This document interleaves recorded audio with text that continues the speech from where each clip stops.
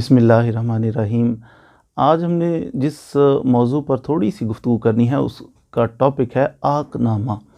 ये बाज़ दफ़ा आपने सुना होगा कि औलाद जो है वो नाफरमान है, तो पेरेंट्स क्या करते हैं, वो कहते हैं कि जनाब ऐलान करते हैं हमने इस बच्चे को जायदाद में से आक़ कर दिया है, हमारी जायदाद में इसका कोई हिस्सा नहीं है।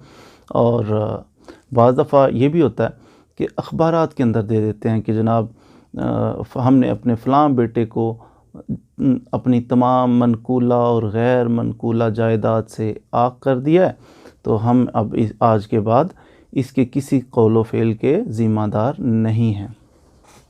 इसकी ज़रूरत आम तौर पे इसलिए पेश आती है कि औलाद बाज़ दफ़ा नाफरमान होती है पेरेंट्स की।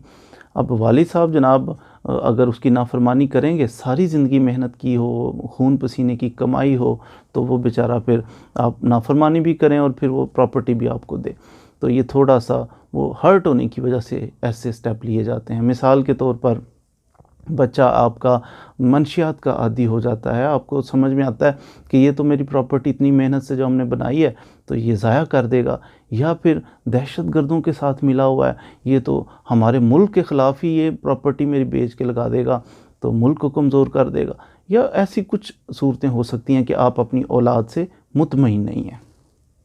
बहरहाल इसमें जो आग का कॉन्सेप्ट है कि आग कर देना बच्चों को, इसका दीन में कोई भी नहीं है कॉन्सेप्ट कि हमारी शरीयत के अंदर जब तक आप ज़िंदा हैं आप अपनी प्रॉपर्टी को जैसे चाहें इस्तेमाल करें। आप चाहें तो अपनी प्रॉपर्टी को जनाब किसी को गिफ्ट कर दें।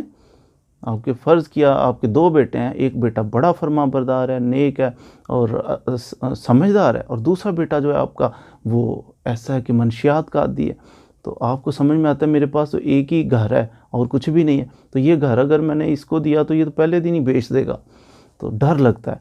ऐसी सूरत में आपके पास आग कर देना, ये आपके पास रेमेडी मौजूद नहीं है कि आप एक बेटे को आग कर दें। इसके और बहुत सारे हल हैं।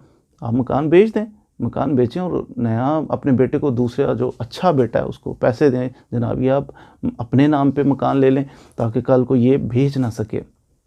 या फिर ये हो सकता है कि आप अपने बेटे को गिफ्ट कर दें कि मैं अपने बेटे को ये गिफ्ट कर रहा हूँ, तो ये कबूल कर ले, और कोई फार्मूला अपनाएं। ये आग कर देना ये होता नहीं है ना आग, क्योंकि शरीयत में है कि जब कोई इंसान फौत हो जाए, मर जाए, उसके बाद उसकी प्रॉपर्टी किसे मिलनी है, कितनी मिलनी है, ये शरीयत ने ऑलरेडी बता दिया हुआ है। कुरान पाक के अंदर मौजूद है कि किस वारिस का शेयर कितना है। अब उसके अंदर बंदा डंडी मारे कि नहीं वो मैं मरूंगा तो इसको कम देना, उसको ज़्यादा, वो बंदा कहता है चुप करके मरना है, अब मर जाओ।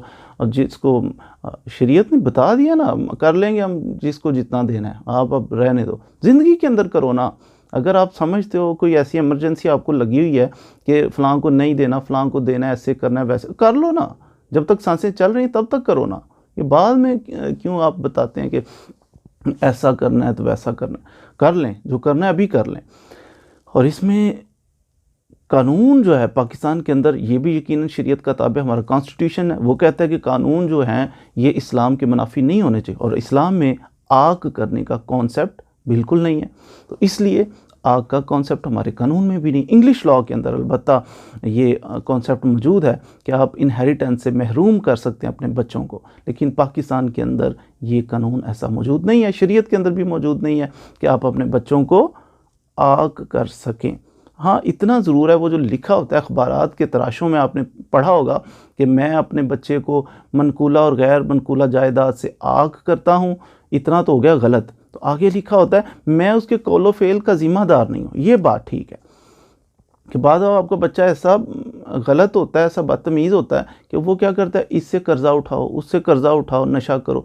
लोग फिर आपका दरवाज़ा तोड़ते हैं कि पैसे दो, वो आपके बेटे ने तो ₹1,00,000 लिया, आपके बेटे ने तो ₹50,000 लिया।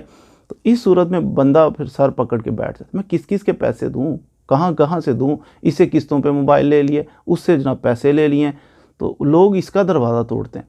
इस सूरत में ये ऐलान करे, लोगों को बता दे कि मैं इसके कौल व फ़ेल का ज़िम्मेदार नहीं हूँ, ये गलत आदमी है, फिर आपकी ज़िम्मेदारी। बहरहाल कानून के अंदर वैसे भी जो इंसान, कानून के अंदर मैं बात कर रहा हूँ कि जो गलती करे, जो गुनाह करे, जो जुर्म करे, उसी की ज़िम्मेदारी, उसके अब्बा की ज़िम्मेदारी नहीं होती, या उसके भाई की ज़िम्मेदारी, उसकी बीवी की ज़िम्मेदारी नहीं होती। जो करता है जुर्म उसको सज़ा मिलती है, कानून में उसकी पकड़ होती है। लेकिन आम आवाम में तो यही है ना कि बेटा है तो फिर ज़िम्मेदार बाप भी बना लिया जाता है। बहरहाल वो जो है कौलो फेल का ज़िम्मेदार नहीं मशहूर कर देते हैं अखबार में। ये बात अच्छी है कि ताकि लोग ये समझ जाएं कि इसका बाप इसका ज़िम्मेदार नहीं है, इस बच्चे से ही लेने हैं, अगर लेने हैं पैसे वापस। तो ये था आक़ के बारे में कि आक़ का कोई कॉन्सेप्ट ना हमारे कानून के अंदर मौजूद है और ना ही हमारी शरीयत के अंदर मौजूद है। और आक़ करने का जिन्हें शौक़ होता है तो मैंने अर्ज़ किया कि वो कोई और तरीका अपनाएं। मसलन ज़िंदगी के अंदर एक बेटे को गिफ्ट कर दें, दूसरे को ना करें। वो जनाब बेच के प्रॉपर्टी एक बेटे को पैसे दे दें, वो जो चाहे आगे से ख़रीदे। लेकिन इसमें इस चीज़ का ख्याल रखना भी ज़रूरी है कि हदीस मुबारक मैंने पहले लेक्चर में भी अर्ज़ किया था कि हुज़ूर सल्लल्लाहु अलैहि वसल्लम ने इरशाद फरमाया, जिसका मफ़हूम है कि जो बंदा अपनी औलाद के अंदर इंसाफ नहीं करता, एक बेटे को नवाजता जाता है, एक बेटे को महरूम करता है, तो रसूलुल्लाह सल्लल्लाहु अलैहि वसल्लम ने इरशाद फरमाया कि वो कल बरोज़े क़यामत इस हालत में उठेगा कि उसके आधे चेहरे पर गोश्त होगा और आधे चेहरे पर नहीं होगा। तो यूँ वो बेचारा कैसी पशेमानी की ज़िंदगी उसकी होगी वो आखिरत में, कि आधे चेहरे पे गोश्त ही ना हो तो इंसान कैसा दिखेगा।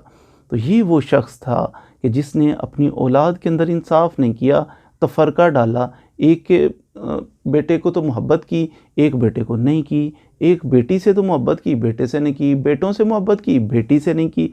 तो ये शख्स क़यामत वाले दिन रुसवा होगा। तो हमें औलाद के अंदर इंसाफ करना चाहिए।